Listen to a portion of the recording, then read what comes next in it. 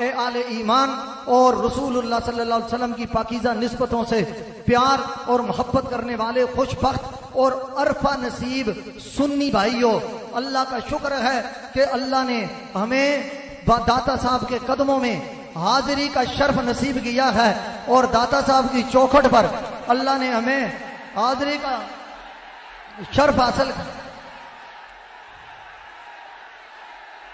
और ताजदारे दाता साहब लाहौर की रौनक हैं। दाता साहब इब्ने अली हैं। दाता साहब लाहौर की रौनक हैं।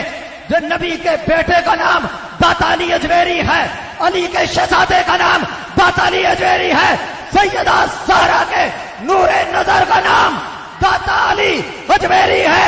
रब्बे काबा की कसम, कायनात मिट जाएगी जब तक ये जहान बाकी रहेगा, मेरे दाता का फैजान सलामत रहेगा। दाता लाहौर का ताजदार है। दुनिया और आखिरत में इंशाअल्लाह दाता की इज्जत और अजमत दुनिया में भी है, आखिरत में भी है। जब तक ये जान बाकी रहेगा, मेरे दाता का फैजान बाकी रहेगा। लोग मुश्किल में जमाने की तरफ देखते हैं, हम मोहम्मद के घराने की तरफ देखते हैं।